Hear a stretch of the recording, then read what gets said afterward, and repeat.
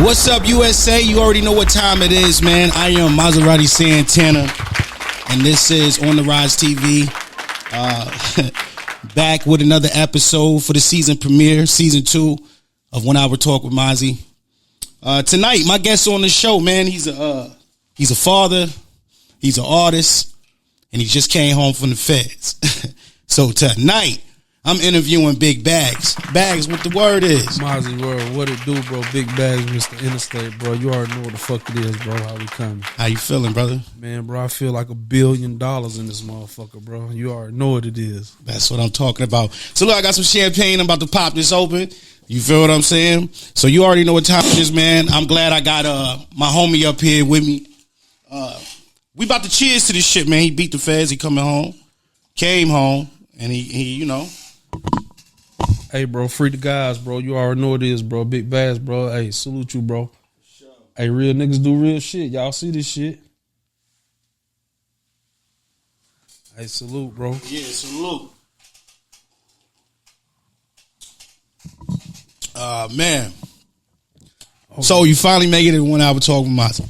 Yeah, bro. This been a long time coming, bro. Absolutely. So I want to just jump right into the interview. You from Norwood? Yeah, Norwood, North Carolina. I'm born in Albemarle, bro. It's like 10 cities in one county. You feel what I'm saying? So everybody's born in Albemarle. We got one hospital. But then once you born there, everybody go to, they cities around. You feel what I'm saying? So we got like Norwood, Albemarle, Bayton, New London, Locust, Millenport. Like, you know what I'm saying? All these areas, bro. And Oak Burr. And they make up the whole county. But Albemarle's the biggest city. So this is like the outskirts of Charlotte? Mm-hmm. Yeah. Facts. Matter of fact, you got Albemarle Road, you know what I'm saying, in Charlotte. But we the city Albemarle. So if you take Albemarle Road out of the city, it'll take you straight to Albemarle. No turns. So how long you been in Charlotte, the city? Shit, man. I've been in Charlotte ever since early 2000s. Like, 2000, 2001. But, we used to come back and forth and we come clubbing. I've been clubbing up this motherfucker since I was like 15. Got me a fake ID, me, my uncles and them and shit. Cause down where we at, bro, you got like certain parts of the city, they'll go to Greensboro, you feel me? Right. But where we from, we come to Charlotte. So we go to Charlotte and party, but I've been coming up here my whole life though. Y'all mind if I spark? Shit, I gotta have that blunt. Man, light that shit up. So let's go back to like your childhood though. You know what I mean? So you was actually raised in Albemarle, you said, right? Yeah. I was born in Albemarle, raised in Norwood, Brickell City. Okay, so what, like your childhood though, like your upbringing, like what was that like? Man, it was dope as fuck, bro. Like where I'm from like a little country town, bro. Like literally, bro, like 2 stoplight shit. You feel what I'm saying? Like where you literally look up to the dope boy. Or, because we ain't never have nobody to make it out in sports back then, you feel me? Or you going to go work in the mill, you feel me? So, my childhood was dope, bro. Both of my parents, I had both of them, bro. Both of them bust their ass, you feel me? Like, and one thing it made me see within them was, like, they told, I seen stability, you feel what I'm saying? I seen how to work hard. But at the same time, it made me not want to go bust my ass because they did all this hard work and then, my pops, he got fired from being on the job like 20 years, you know what I'm saying, over some shit. So that made me feel like, bro, I'm not finna bust my ass for these motherfuckers, my nigga, and then they just gonna, treat me like I ain't shit. But my childhood was dope, bro. We was all all kind of shit, bro. Like, man, we was playing sports outside, in the hood, all that type shit. We was doing little shit like going to stores, stealing, you know what I'm saying? Like, bro, we was doing all the shit, bro, that, you see in TV, bro. We was just going crazy, bro. Yeah, that's wild. Fucking at a young age, you know what I'm saying? When I started young, yeah. How old was you when you first got some pussy, bro? I think I was like 11, bro. When you first got some pussy? Yeah, bro. I'll tell you, bro. Nigga, walk me through that, nigga. Man, listen, bro. First, we had a game called High and Go Get It. Okay. You know what I'm saying? That's when you first get your practice. First, you doing it with your clothes on and shit. You know what I'm saying? You getting your practice. But I think it was one of them times, bro, like the girl's a little older and, 9 times out of 10, they already they know what the business is. You feel me? So I always been curious about it, and it was just kind of like the right time, right place type shit. You feel me? Like, we really didn't have no relationship. We ain't had none of that. You know what I'm saying? It was just one of them things how it happened, bro. You know what I'm saying? And it was outside. It was in the woods and everything, bro. Wow. Bro, we country boys, bro. Nigga said he was 11 years old when he first got a piece of pussy. 11 years old, bro. That's wild. Talk to him about high school. You were popular in high school? Yeah, bro, I was popular. I played sports. I played football, basketball, track. I tried to wrestle, bro, but I ain't like that shit because I was telling him, bro, I don't want to be hugging up no nigga. You feel what I'm saying? So I wrestled like once. I won my match. I had slammed a nigga, you know, and then I ain't do it no more. So you don't hold up. So you don't like wrestling, period? Like, you watch it though? Like, nah, I mean, I used to watch it until I found out it was fake. I mean, because, you know, when we kids, we thinking that shit real. See, we just had this conversation last night. Shout out to my homeboy, TV Too Funny. Yeah. We had a moment last night that we was talking about WWE, you know what I'm saying? And I guess, you know, he a comedian, and, you know, we talk about how the wrestlers was broke and when they was trying to get into wrestling and what it took. Yeah. So same thing like it take for to be an artist. You know what I'm saying? You're going to have broke days, right? Facts. You know what I mean? But the wrestling thing, though, it was popular. It was big. Yeah. You know what I'm saying? It was a part of our childhood. Facts. But you didn't like the sport. Well, I didn't like the sport because of, and what's so crazy about it is, I guess, you know, it wasn't, you know how some shit just your thing, like it just went my thing. You feel what I'm saying? Like, I'd rather play football the way I can run over somebody or tackle somebody, and that's more, instead of me got to be hugging on a sweaty ass motherfucking nigga or trying to choke a nigga out, or, you know. So I ain't knocking it, you know, because I had a cousin that was a state champion in the shit. You feel me? Mm-hmm. But it just wasn't my thing. Like, you know, I had my thing, like I say, you know, track, football, basketball, and I played baseball for a little bit. You know what I'm saying? But wrestling, I was like, man, fuck all that shit. I'm cool on wrestling. Yeah. But I used to go watch that shit until I find out. But, you know, the older I get, it's entertainment. Why you say it's fake? I mean, because they really don't be, like, a lot of the moves are choreographed.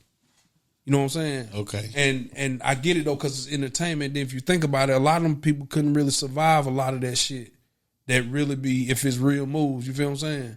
Like, bro, if you don't think them niggas is getting body slammed? Nah, yeah, they getting body slammed, but it's like a controlled body slam.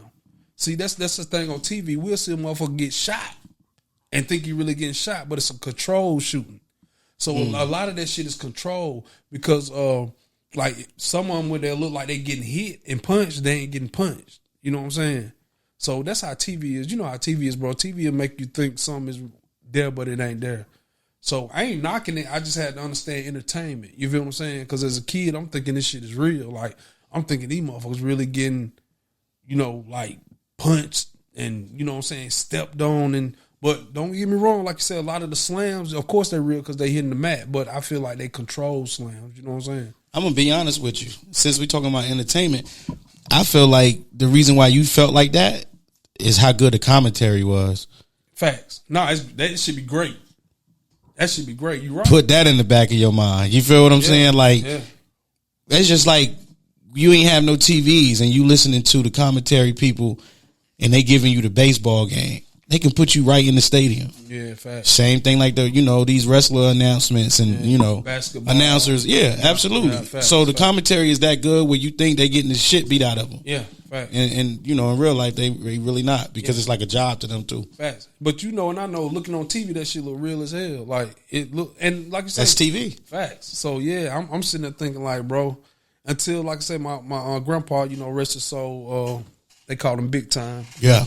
So he took me to a real match. This back when Sting then was wrestling, and, you know, Hulk Hogan, all them niggas, you know what I'm saying, Rey Mysterio. Like, I went and seen them niggas, and then, you know, like, that shit was dope as fuck, though. It was dope. Yeah. But yeah, high school though, bro, shit, I went crazy, bro. I was hustling in high school, bro. I was selling candy, bro. We was selling Playboy magazines, bro. We was selling anything, bro, to get some bread. So I started early, bro, trying to get to the bag, you feel me? All in school and everything, you know what I'm saying? How much you was selling your candy for? Shit, we was back then, we probably doing like 50 cents. You know what I'm saying? 50 cent a suck or something like that. Because the shit was dirt cheap. That's back then. You probably get candy for like 10 cent, 5, 10 cent. You know what I'm saying? So, but the money maker was them Playboy magazines, man. I had an older brother. He had like a gun case full of magazines and movies. I stole them motherfuckers. Boy, I took them to school. Boy, them white boys were buying the shit out of the motherfuckers, bro. Like, they were buying the hell out of them Playboy magazines, man. And I one of the closest dude was a white dude. He got caught with it. He didn't tell on me. When he didn't tell on me, you know he was legit. He was legit. I said, I can fuck with this motherfucker. You know what I'm saying? He got caught with it looking in class in this motherfucker. That nigga was a freak. Whoever that white boy was, nigga, you a freak. Freaky ass nigga. Freaky ass nigga. Hell yeah. It's funny that you mentioned the white boy. Tell me the story. Can you walk me through the story? I think it happened in high school where you and your cousin jumped the white boy. Oh yeah. So this was so crazy, bro. Like, with me being from the country town, like, my school was called South Stanley Rebels. So anybody know about the Rebels, you know, that's the rebel flag, that's the Southern heritage, you know what I'm saying, for the white people and shit. So the school, and this was so crazy, bro, my elementary, when I went to my school, it was only 5 black people in that motherfucker, I was one of them. This is out the whole elementary, bro. So how our shit went back then, we had like 3-4 different elementaries, and then we all meet up at the same high school. You feel what I'm saying? Right. So how the shit happened was, you know, bro, people be putting that shit into them kids. You feel me? So shit, we was on the hall one day, and that motherfucker got fly out his mouth, and he called me and my cousins a nigga. He was bad enough to say it.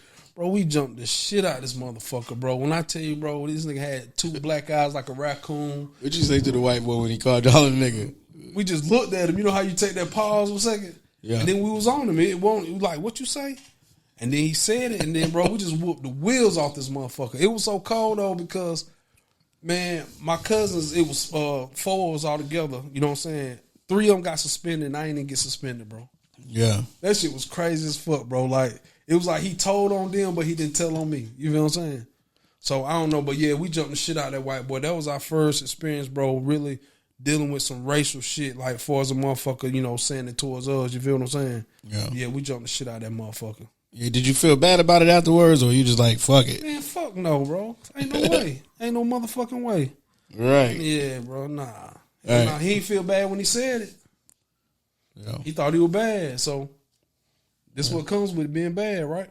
Yeah. Where you get the name Big Baggz from, though? So what's so crazy, my street name back where I'm from is Money Baggz, right?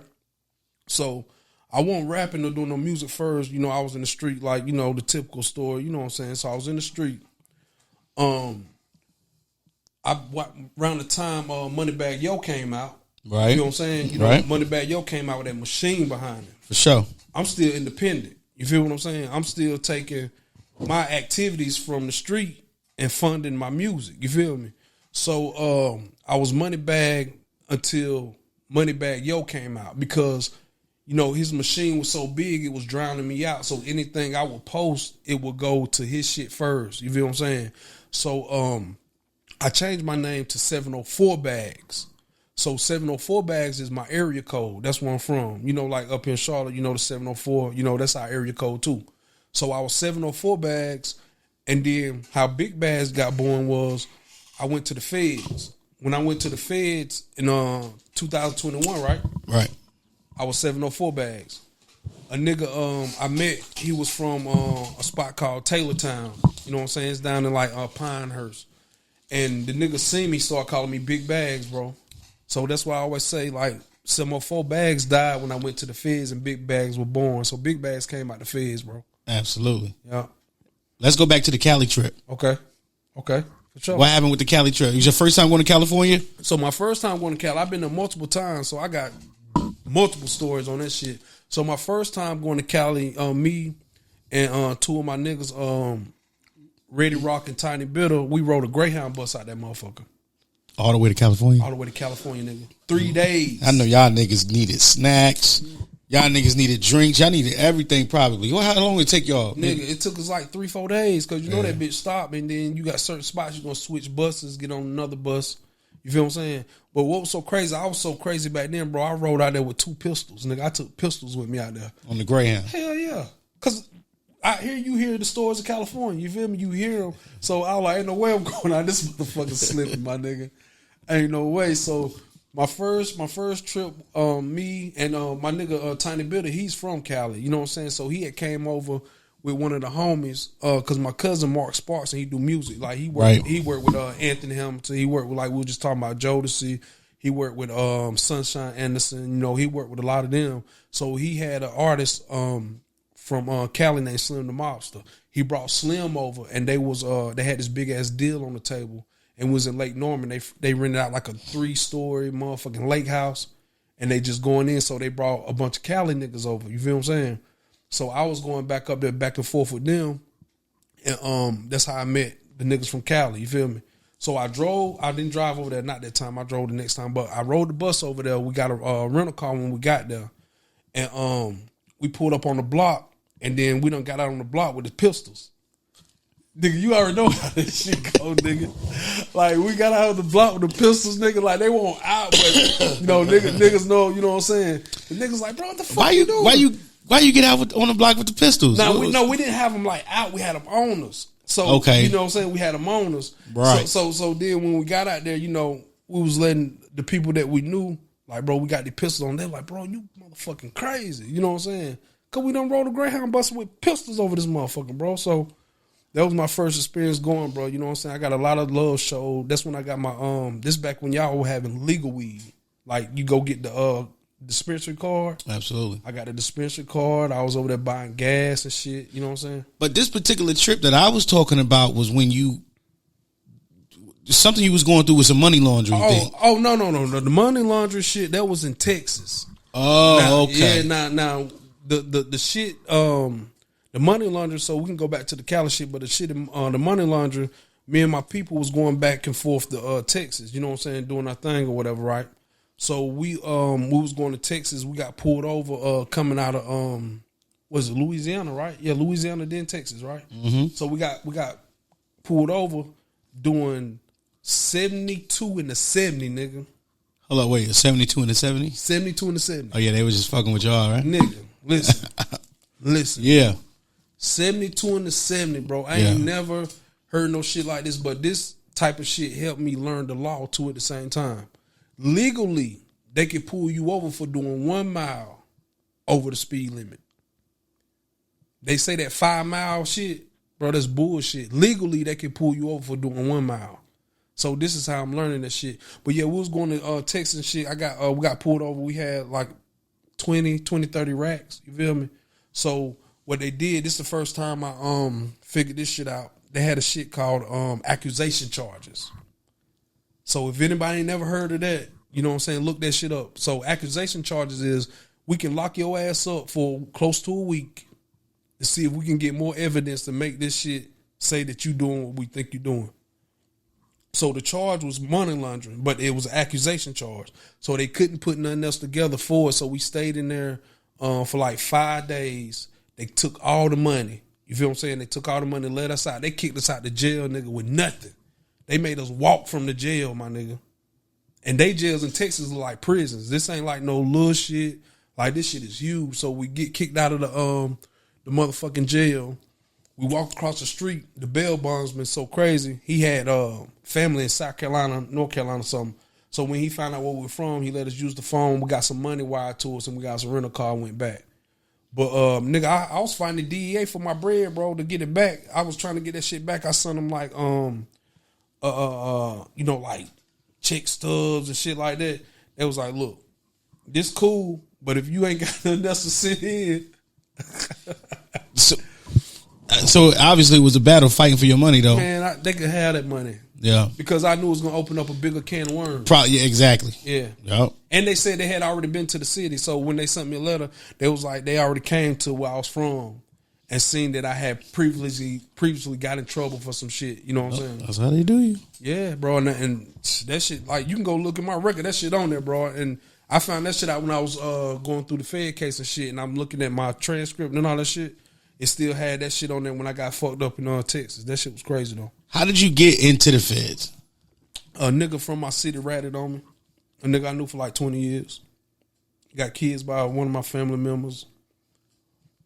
Nigga ratted on me, bro. I ain't never served this nigga not one day. Like, you know, we were dabbling in other little shit, you feel me? But let me see. The nigga got hit and we not knowing. Like, you know what I'm saying? They kept that shit up on the wraps. You feel me? So I wasn't the only one he got. So he was going around setting up multiple niggas. And what's so crazy was, I remember when it happened, once I got my paperwork, I remember when it happened. So he set me up in 19. They didn't pick me up to 21. They sat on me 2 years, my nigga. They followed me for 2 years to try to get something else on me. He tried to double back, but they snatched, something happened to him, then they snatched him up. So he had to go do his time. You know what I'm saying? So yeah, that shit was crazy. But yeah, nigga from my hood, bro. I knew for like 20 years. Nigga used to come stay at my grandma's house. Like all kind of shit, bro. So I want you to walk me through this little matter of fact, I want you to paint me a picture with this though. All right. From the time that this dude told on you from where you from or whatever, boom, now they on you, boom, you in the courthouse, boom, judge is talking to you. Yeah. What was your mind state from that point, getting into the feds, doing your time, and trying to find a window out of it? So my whole thing was when they came, bro, they came on some bullshit. Well, they didn't even do like the normal kick your dough in, you feel me? Cause see, like what I figure out, like how this shit work is, the best way you have to experience shit to understand shit. You feel what I'm saying? Mm-hmm. So a lot of shit niggas will speak on about the feds, they never even been to the feds, or they never even went through nothing with the feds. So shit ain't one way in the feds. It's not like that. Niggas' cases are different. You feel what I'm saying? So when they came and got me, bro, at the house, bro, they knocked regular, bro. Like, you know what I'm saying? So I'm in there, and these motherfuckers, when they came in, they were talking about, we got a federal warrant for your arrest, whatever. And, you know, I had somebody in the crib with me or whatever. So I was like, well, let them leave or whatever, you know what I'm saying? So they let them, you know, get dressed or whatever, and then, you know, and all that shit. And look, what's so crazy is, when they came in, they followed me to the room. This motherfucker naked, and they just standing there looking at this motherfucker. I'm sitting there like, bro, let him get dressed. But was it a raid? Nah, this it was a raid. This one I'm finna tell you, it was a raid, but it was like a soft raid. And I'm finna break it down to you. Usually when a raid do it, they come in and boom, kicking in the door, get down. You get what I'm saying? Right. So, bro, this how.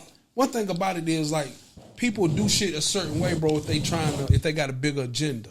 Right. All right, so when they came, like I said, they knocked on the door, and I opened the door, and then they said they had to want whatever. So they come in the house, and then they followed me to put my clothes on, right?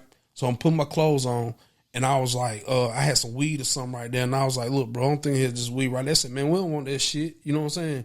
So I'm not even knowing what's going on still, you feel me? So they let old girl leave, so once she leave, and this me, bro, like, I keep shit gutter. Like, I'm going to keep it real. I'm going to give you the whole, I never even told this story. You feel me? So I'm sitting there. It's like 4, 5 of them in the house with me. And the other one's out with the dogs searching the house, trying to find whatever, right? So the two that's the big dogs, these motherfuckers tell the other ones to leave, right? Yeah. So they leave, and we just sitting down. I was like, damn, bro, I need to call my lawyer or whatever. So the motherfuckers let me call my lawyer. I called my lawyer and tell him what's going on. He was like, well, I'm state. I can't do nothing for you in federal, bro. I said, well, find somebody, let my people know, blah, blah, blah. So long story short, I'm sitting there thinking like, why these motherfuckers being so nice to me? So next, you already know what's coming next. Help us help you. I said, what? They was like, you said this ain't nothing personal, this business.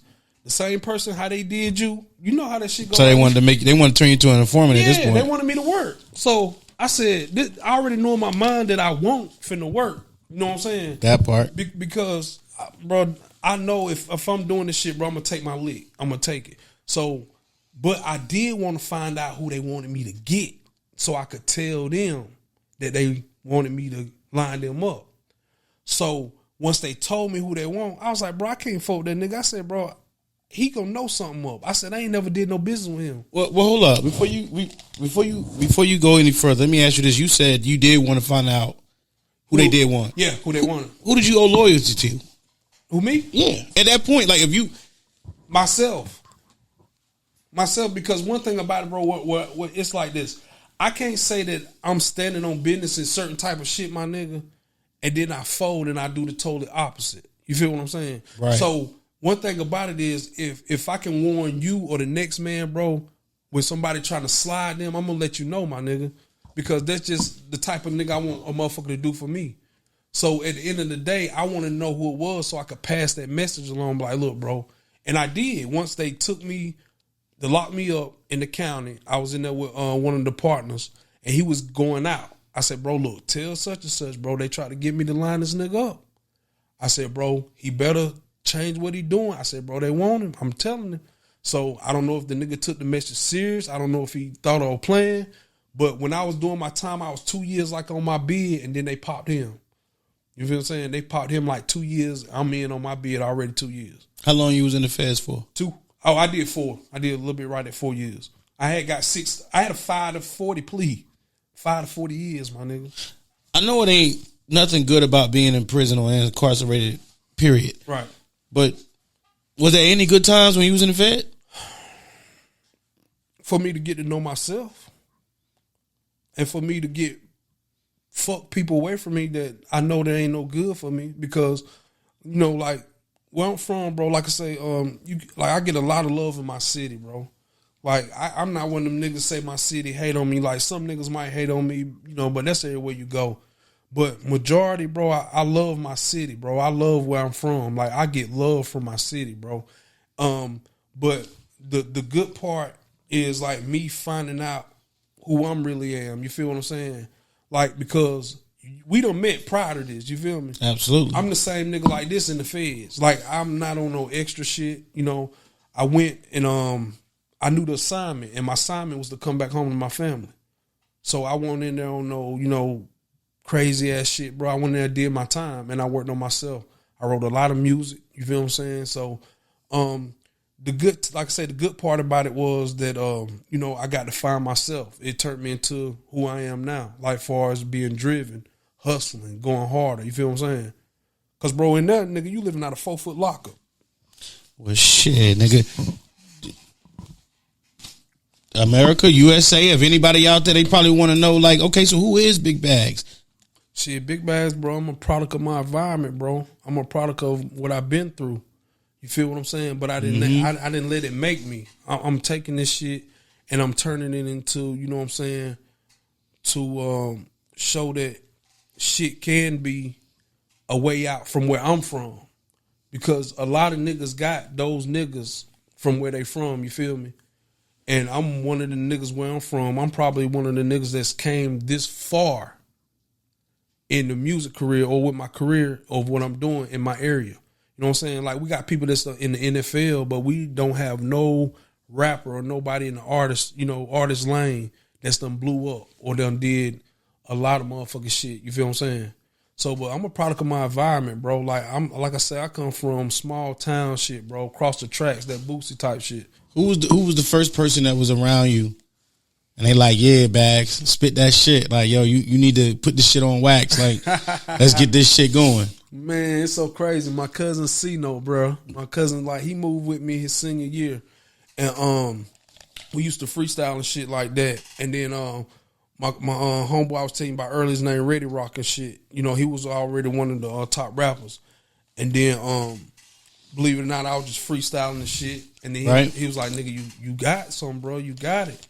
And, you know, at that time, nigga, I wasn't no rapper. I'm still in the street. You feel what I'm saying? So I'm like, bro, I ain't trying to be no motherfucking rapper. But I'm going to tell you what lit it was when, you know, when Jeezy came out, Gucci came out, like, they talking about the shit that we doing. Mm-hmm. So I'm like, oh, it's cool to talk about this shit. As long as you ain't, you know, they were doing it subliminally. You know what I'm saying? So they wasn't, like, directly telling, like, oh, yeah, I got it coming in at 12 on a Monday, or, you feel what I'm saying? Right. Like, they talking in past tense, but present.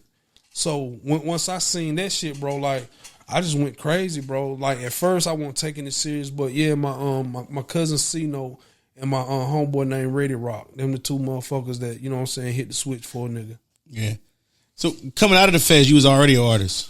Yeah, hell yeah. I went in the artist, yeah. Yeah. So, you went in the feds as an artist, came out.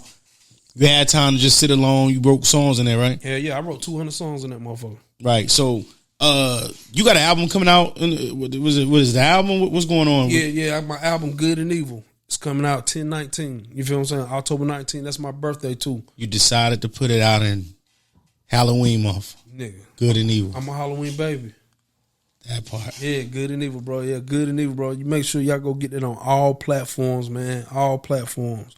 Shit, right now my video out 50K. You know what I'm saying? We done hit motherfucking on one platform 56,000, on one 11, 12,000. My biggest fan out right now, we at 56,000 on that motherfucker. You feel what I'm saying? So yeah, bro, I got some shit out, bro. If you don't know me, just go catch up and see. Yeah. That's dope. You shot a video, was it in Atlanta? Yeah. I shot, matter of fact, I shot My Biggest Fan in Atlanta. Yeah. That was dope. Yeah, I seen the video. That was dope. Yeah, that was dope as fuck, bro. I had a ball down there, motherfucker. We rented out a big ass warehouse, and they had multiple rooms in that motherfucker. You know, like they do the different backgrounds and shit. Right. Yeah, that shit was dope as fuck, bro. I had a ball, bro. Salute my team for putting that together, bro. And everybody was part of it. Yeah, it was a wild night, huh? Yeah, nigga, that shit was lit. Lit when I tell you, you know how Atlanta is, yeah. Nigga, that shit was lit. And we went to the strip club. I forgot which one we go to. Strokers. I think we went to Strokers after. Yeah. That shit was like that. Yeah. Yeah. So you had, I don't know how you been with relationships. Mm-hmm. You know, we ain't even get on that with the women or whatever, but particularly like when you was younger, that was somebody had an abortion though. Yeah. So yeah, that was my first serious relationship. You feel me? So she was older than me. So cause like I said, bro, like we've been getting to the money ever since like school, bro. So once I graduated, that's when it was all gas, no brakes. You feel me? So let me see. I think I was like 19, 20, and I think we was going into like it was like 2001. 2001. I done bought the brand new Tahoe. 2001, big shit, sunroof, leather. I done put 23s you said on it. 2001? Yeah. Oh, Snap Music killing it. Killing it. Bro, listen, bro. Bro, you already know what it is with that shit. Music killing it. Yep, that motherfucking who else? They still fuck with the Master P Heavy. You know what I'm saying? Pastor Troy. Like you say, man, like them niggas, especially Lil Jon, them Eastside Boys and all them shits, bro. Like them niggas going crazy. But back then when niggas was riding like 20s and 22s, I went and bought 23s, 24s went out. So this was around the time too they first started with the spinners. You feel what I'm saying? So I done took this truck, put 23s on this motherfucker, bro. This shit looking like a fucking alien, bro. Like this shit is looking crazy. So of course that's a pussy magnet. You feel me? So I ran into a broad, Waysburg. She was from South Carolina, and she was getting money too. I think they were doing like scamming shit. They would get to the bag though. You feel me? Bad bitches, bro. So me and my cousin C's and somebody else, rest in peace C's. We was down there, bro, and we get down there and they start choosing. They choosing. So one of the ones that was bad as fuck chose me. So we locked in. You feel me? Bro, we locked in, bro. So that was one of my first serious shit. So this around the time when I moved to Charlotte too. So she ended up moving to Charlotte too. You feel me? It was real serious. She ended up getting pregnant. And then she was talking about she had already had 2 kids. So she was like, we got to get married for me to have this baby. I was like, what the fuck you talking about? I was like, look, I'm going to take care of my baby. You just have it. You feel what I'm saying? So she wasn't even trying to hear that shit, bro. So, I tried to talk her out to doing it. I was for it at first, but then I started thinking about it. And I tried to talk her out to her, but her mind was made up. So she went and had it anyway. And then after she had it, like, I really didn't look at her the same. You feel what I'm saying? Because I told her not to have it. You know what I'm saying? You wanted her to have a baby. Yeah, hell yeah. Yeah, I did. Why? I mean, because one thing about it is, bro. You loved her, didn't you, Baggz? Yeah, hell yeah, I loved her. Bro, she fucked me up, bro. Like, I don't know what she had. Baggz loved her, I know. Yeah, at the time, bro, because I was young. Good. Yeah. Look, I don't know if she had some voodoo or some roots on me, my nigga. Nah, nigga, you was in love. Listen, I'm telling you. Hey, listen. Hey, my mama, they're like, bro, what she done buried some panties in your yard? She got roots on you, my nigga. You like, yeah. I couldn't leave that motherfucker alone, bro. Damn, bro, for real? Yeah, at that time, you know, she was good for me, though. Like, she gave me a lot of game. Like, she gave me a lot of game about women, bro. You know, because when I was younger, bro, you know, we younger, bro, we gonna lie like a motherfucker. What was one thing that stuck out, though? About her? No, the knowledge that she was telling you about women. Tell them the truth. We tell them the truth, because if you tell a woman the truth, she still got a choice to fucking be down with it. Oh, the man telling the woman the truth, yeah, but not the woman telling the man the truth, right? And I'm talking about at the beginning. Okay. So if you just want to fuck, tell her you just want to fuck, because she probably want to fuck too. You feel me? Or if you know you might want to try to build something, do that, because one thing about it is. A woman will be quick to try to say that you a nigga, you lied to him. You feel me? Why you think niggas don't be honest with females right off the bat and say, hey, look, even before they go out on dates, they feel like who got to pay, all that shit. But like you said, just be honest. Hey, look, you straight, we vibe. I want to fuck, and I don't want to take you out. Because, bro, why you think niggas don't do that? Because, bro, a lot of niggas don't get taught that shit till later. Niggas ain't out here teaching niggas, you know, how to be no real players. You feel what I'm saying? Like, you know what I'm saying? Believe it or not, because even me, I was part of that environment, bro, to where I'm going to lie to this bitch. I'm going to tell her what she want to hear. You feel what I'm saying? Even if I got to tell her I love her. But I seen there was a lot of more shit that can go wrong coming with that. Because, you know, a lot of women are emotional driven, feeling driven. So you telling this mother you fucking on her good, you telling you love her and all this shit, and she putting her feelings, nigga, she'll fuck around, kill your motherfucking ass, my nigga. You know what I'm saying? And you not feeling the same way. Let me ask you a question. You ever crash out over some pussy? Never. You ain't never crashed out over no pussy? Never, bro. Never. You had friends that crashed out over pussy? Nah, I done had, this is what I done had. I had niggas that let a motherfucking bitch do goofy shit and they won't leave her.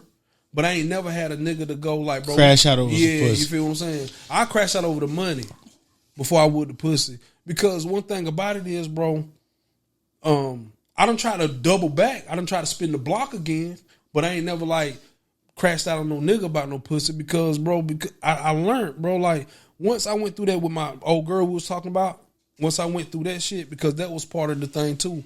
Once I went through that, I was like, bro, ain't no motherfucking way. Like, I carry that chip. So that makes me already look at a woman a certain way. That's why I probably ain't in no relationship right now, because I look at that shit like bitch, you got to be something special. Well, let me ask you, you know, do you feel like you want to be in a relationship with somebody? You feel like that you need that? Or you feel like you good where you at? This is what you doing? I feel right now, bro, what's for me.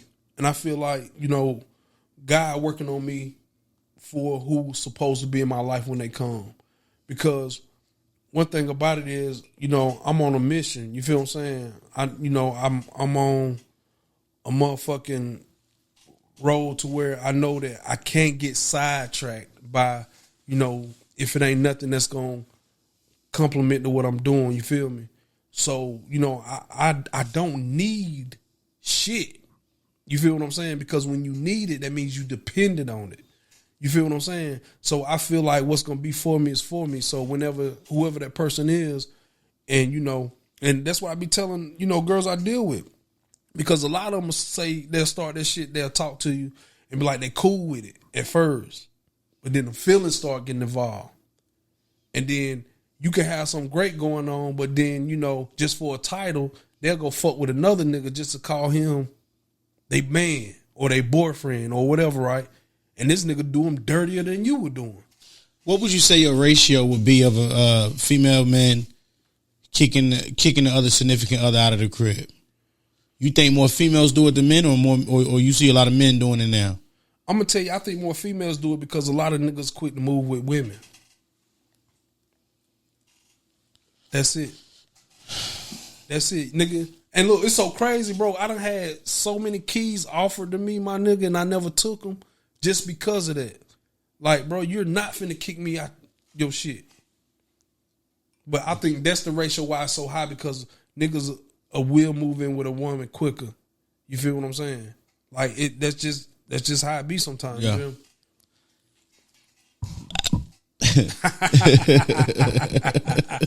Am I lying, Tell me? No, you're right. Yeah, bro. But see, I had shout out to Whitney. Whitney was up here, man. And we had a great conversation, and she was basically like, yo, she know a lot of niggas that talk too much. You know what I'm saying? As far as like, if y'all did fuck, how do they know? You talking, you telling your homeboy something. So it's like, okay, we understand. And the question I really wanted to ask her probably would ask you, but I know you can't speak for a female. Right. You feel what I'm saying? But right.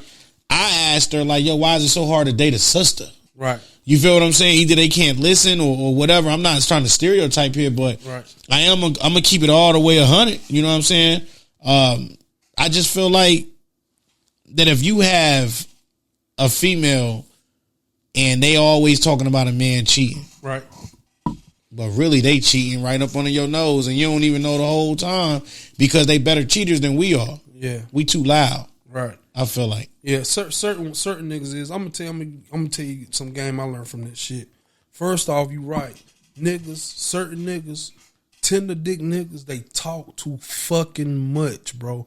But I'm gonna tell you why. I'm just going through some shit to where shit get back to me from a female I used to hit or used to deal with, right? And they telling me what niggas say. And I'm sitting there like, why these niggas mad at me? I ain't even in the picture no more. So niggas do that. Now, the woman shit about the black woman, bro, that shit is all women. All women, bro. I'm going to tell you what it is, my nigga. You, me, whoever, bro, we got to find a woman for us, my nigga. Like, for us. That's just like, bro, niggas will wear certain size shoe. Nigga, if you wear, what size shoe you wear? 8. You gonna try to put your foot in the 5? Oh yeah. You get what I'm saying, bro? You got to find a motherfucking woman that fits you, my nigga. And every woman ain't gonna fit you. And I think what we do is we compromise. People be like, compromise. You ain't gotta have this type shit, type shit or whatever. But you do, bro, if you want to have a long lasting relationship, my nigga.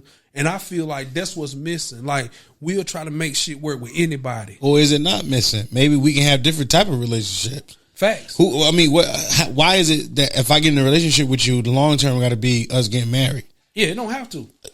I mean, I'm just saying. It wasn't like that in high school. Facts. So what happened? What changed? What you mean? Just like everything in the world, motherfuckers paint this picture and think like this is how it's supposed to be. And a lot of these motherfuckers that be painting this picture don't even be happy. They house be fucked up. You feel what I'm saying? So, bro, what it is like, you know that old saying, bro, trying to keep up with the motherfucking Joneses. Yeah. That's what it is, bro. Like life is what you make it, my nigga. Like I can't do what you do to be happy. You can't do what I do to be happy. Mm-hmm. So a lot of these motherfuckers, bro, are marrying somebody and really not even be in love with these motherfuckers, bro. Or they'll put up with their shit and really not even really love these motherfuckers, bro. So now what else is there? Money involved? Married into the money? Stability. You feel me? Whatever the motherfuckers take, because like we were just saying, like, if we in a relationship, bro, and we sneaking and cheating, my nigga, what we doing? If I'm giving my shit away, if you giving your shit away to somebody else, bro, that means we not really there. We not in this home, really. We just dealing with a motherfucker because this is what we doing. You feel me? So I just feel like that be the issue, bro. A lot of us, bro, we are just, some people don't want to be alone, my nigga. Just like how you were saying, like, when you asked me, do I think I needed the one? Right. Some people just can't be alone. I'm cool with that because my peace ain't worth me wanting to go home and deal with some bullshit or me not making a woman happy. You feel what I'm saying? Yeah. So I just feel like that, bro. That's just what it is. We just got to find out one. You feel what I'm saying? It's 1 billion motherfucking people on the planet, my nigga. It's a lot. You think I got to stay with this motherfucker because we had a kid? Maybe it's in God plan for this kid to be born because we don't know what this kid can do to change the world. But we don't have to stay with the motherfuckers, bro, if we not happy, bro.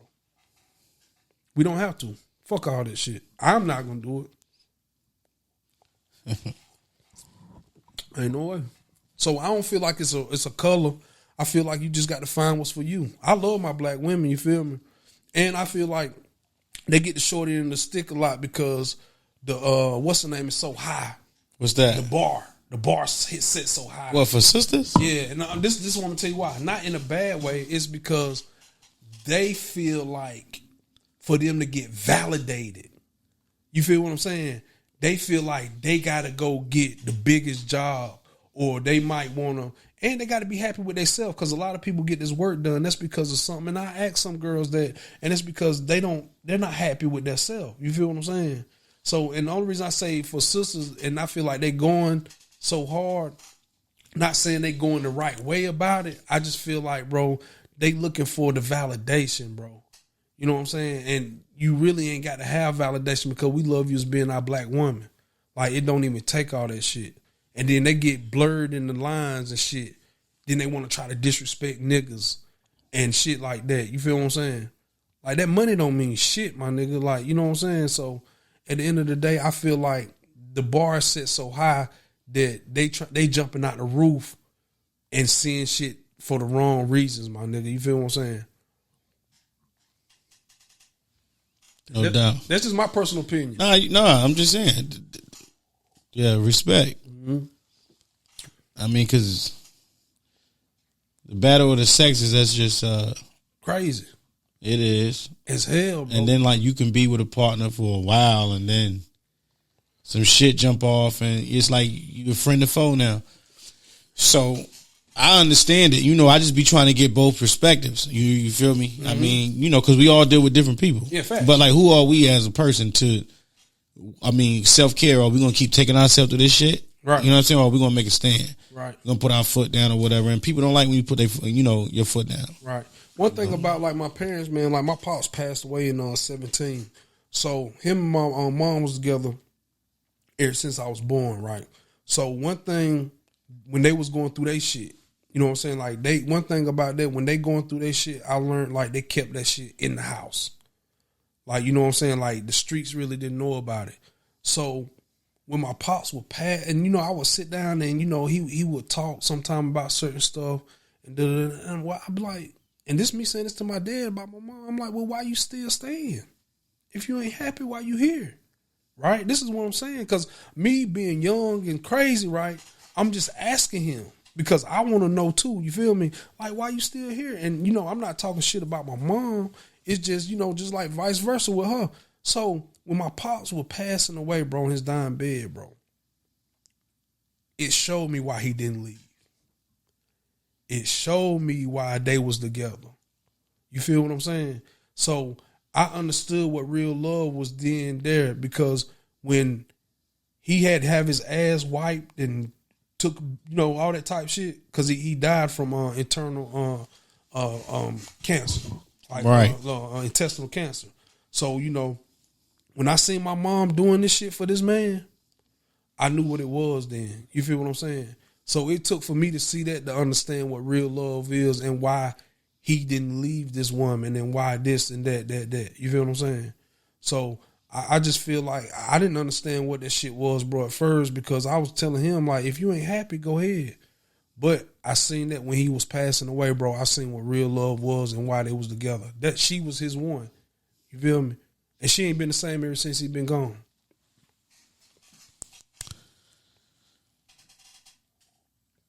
If you were, you know, intimate with this person, mm-hmm.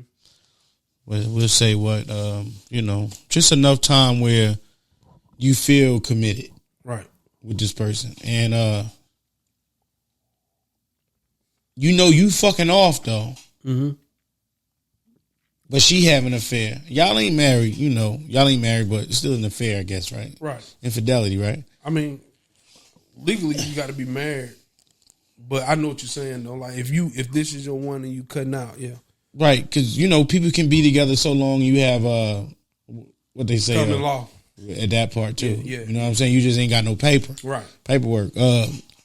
But if that person you was with and you know y'all was road dogs or whatever, you know what I'm saying? That's your partner. That's your best friend. That's whatever. But this person betray you and cheat on you. Right. You know what I'm saying? And you know about it. Y'all talk about it. What's the chances of you accepting the fact that she fucked up and you still want to stay with her to become the future? Or would you let her go and say, you know, I'm just completely done with it? With me, bro, I feel like, me personally, I'm a one and done nigga, bro. You better not let me catch you doing shit. I don't give a fuck. I don't give a fuck. I don't care, bro. Like, if you doing it, don't let me catch you. I'm speaking on me. Like, so, because I feel like if you doing it and I don't catch you, I don't know about it. You feel what I'm saying? But if you do it and I catch you, that means you already left me anyway. So you coming home to me because that's what you doing. But you out giving my pussy away to somebody else, but then you coming to lay with me and probably potentially giving it to me too. You feel what I'm saying? So I just feel like with me personally, if I catch them, they can go ahead and move on, because I feel like, and vice versa with me. You feel what I'm saying? If I get caught, then I accept that. You feel what I'm saying? But I just feel like with me personally, yeah, bro, I move on, bro, because I feel like when you let a person in your space, yep, a lot of people take information and use it against you. So you got to be careful, because I don't know what she's telling this nigga, because he knows about me. 9 times out of 10, he knows about me. And you know how that go. We don't deal with women. Women have no problem telling you about they nigga, because they trying to justify why they over here fucking on us. You feel what I'm saying? So me personally, bro, I'm going to just let us split our ways. You feel what I'm saying? Because if we both doing our thing, really, bro, we just buying time. You feel me? If we both doing our thing, we just buying time. Can't buy time. No, what I mean buying time is like, this is comfortable. Like we you know how you get used to something? Right. Yeah, that's what I'm saying. We just buying time by that standard, not like facts. Yeah, Gotcha. Yeah, that's why I say we just comfortable. So I know you know me, and we doing this. So because a lot of people hate to start over. I don't give a fuck about starting over. I'm gonna start over if I got to. You know what I'm saying? You gonna start over? Nigga, I'm starting over. Fuck it, nigga. Oh shit! I ain't get it right this time. Start over. Start over. Wow. Nigga, we start over every day we wake up. You think so? Yeah. So you trying to say we in a time loop, my nigga? Nah, it's more or less of, nigga. Every day you have a new opportunity, my nigga. That's right. That part. Yeah, nigga. Now you gotta understand, tomorrow, nigga, we could be millionaires tomorrow, billionaires the next day. Like every day, bro, we start over, bro. Yeah. Hell yeah, we start over, my nigga. My first time meeting you, I seen you with shout out to my homie Ty Durden. Yeah. First time me meeting you, I was doing this. I think I turned that night into a skit. Yeah, we were both that there night for the interview. Yeah. Yep. Salute Ty, salute Ray. Absolutely. Yeah, bro. Ray did his thing in the skit. Yeah. You know. Ty, yeah. Yeah. I was listening to your story then. It was dope. Yeah, bro. Yeah. I just put it out there, bro. I ain't got shit to hide, bro. And I feel like a lot of shit right now is the time for it. You feel what I'm saying? Because a lot of people be quick to sweep shit under the rug. They don't want to talk about this shit. Like, and one thing about it with me, you know, transitioning out from the street, I know I got to be, you know, I got to let people into my world just to show them I'm like them too. You feel what I'm saying? Right. Because it's bigger than the music. I do the music, but you know, you like right now, look at NBA Youngboy, bro. Like they got motherfuckers going to this man concert, they crying. And these YNs, my nigga, like these motherfuckers. But it show you what the crowd is, though. Right, but listen what I'm saying, though, bro. You know, as us being black people, how hard it is for us to give another nigga they flowers. But we were already like that back in the day. It's just a different. Yeah. We was like that when them niggas came out. When Jay, Biggie, all them niggas came out. Right, no. Snoop. Yeah, we like that, but no, what I'm saying is, bro, if you listen to his shit, bro, he's vulnerable to these motherfuckers. He's letting them like his music, bro. He's talking about his baby mama, his, you feel what I'm saying? His niggas done slimed him, whatever. So a lot of them people there are people that's going through the same shit or done went through the same shit. And that's what I'm saying, like, this is the time and era, bro, to where that people not just gonna fuck with you because of your music. Like, nigga, who the fuck are you? You feel what I'm saying? Who is Big Baggz? Who, like you said, like, who the fuck are you, bro? Yep. And it's millions of motherfuckers just like me. Millions of motherfuckers just like you. Millions of motherfuckers just like all the viewers watching us, bro. You feel me? And a lot of us, bro, we want to attach ourselves to something, bro, that we know or think is real. And that's why I tell my story, my nigga. Like, you know what I'm saying? I went home. I mean, I got my time. I didn't snitch. I came home. I exposed the snitch. Now I'm getting back to the money, bro. And I did it just like that. I ain't riding on this nigga. I don't give a fuck, you know, about that shit. You know, God gonna handle all that. You feel what I'm saying? Mm-hmm. Because I got too much to lose, bro, for my attention to be focused on something, bro, that's not gonna help me better me or my family. So at the end of the day, that's what I think right now where we in the era, bro. People just looking for what's real. That's just like with you, bro. Like all these people, bro, like you are a real staple, bro. Like you already a legend in your prime, bro, because you got to people and interview people, bro, that motherfuckers will never meet. Ever, bro. And you got blessed and you blessed them with your presence. So at the same time, bro, I think that draws a lot of people to you because now you the bridge connecting them to, like, you know, like I'm looking at your wall, bro, like the Jaleel White, the Charleston White, the Kid Capri. You feel what I'm saying? Omar Gooden, Lazy Bone. You feel what I'm saying? Like, bro, you the bridge that these people would never probably get to see, my nigga. And they know you. So I feel like that's you know, just saying all that, bro. You really got to be personal with these people nowadays. Absolutely. Yeah. I feel like that with you, homie, because you coming to bless the hot seat. Yeah. You coming home from a fair bid. Yep. You spent time alone for a while. Yeah. You feel what I'm saying? And niggas can't, in modern day can't even do that for 24 hours because we feel like we need something. We feel like we got to have something. To me, that's like lack of discipline to me. Facts. But being incarcerated, and they always talking about being, rehabilitated? Rehabilitated. Absolutely. That means, you know, it's discipline. Yeah. You know what I'm saying? Even Muslims. I see people that's, you know, that say they Muslim. Yeah. And it's like, damn, I'm going to really see if they practice what they really preach. Yeah. I don't never want to see him eating pork. Right. You feel what I'm saying? If he's Muslim. You know what I'm saying? This is what we taught, but we ain't inside that culture. Right. To know. Right. So when I see different people, when I meet people, I go off energy. You know what I'm saying? Because energy is everything. It's the electricity between two. Yeah. You know what I'm saying? So yeah, I seen you with Ty, with the interview.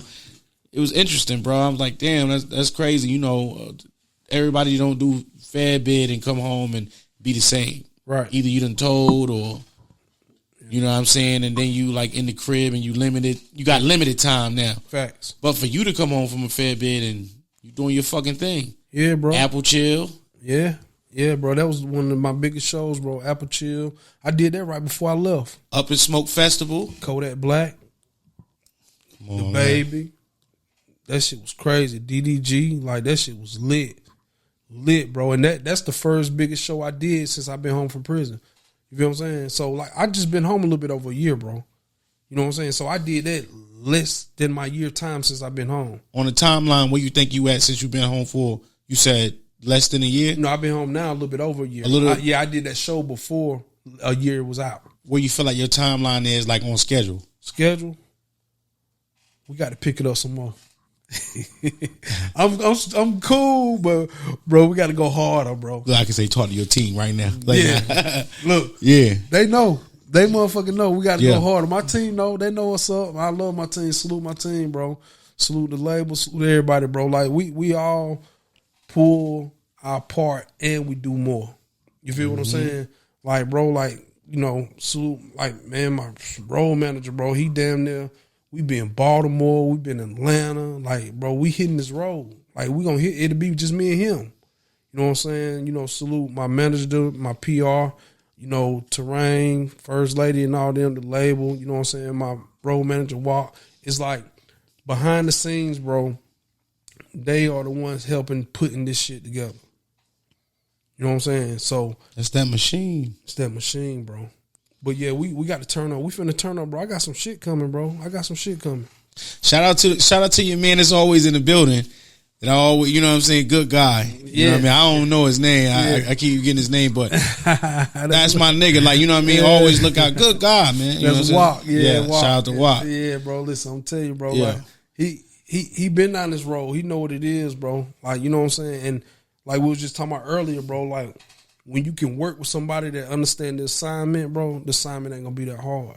That part. So, and that's just like, you know how shit is, bro. Like, we understand the assignment, my nigga. Like, we got to get to this pape. Bro. Yeah. In America, I guess that's why they call him the Big Bag. You feel me? So make sure y'all tap in with him. Baggz, tell him where to find and follow you at, homie. Hey, man, look, everything is Bigg Baggz. BIGGBAGGZ. Everything. Like, right now, if you ain't got a win to sing, go get that 50K. It's out right now. Motherfucking my biggest fan. October 19th. My born day, we dropping Good and Evil album. And look, bro, anybody that's gonna be in the city, we doing a birthday party that motherfucking night. We doing it 10-18. Mazee said he gonna be in the building.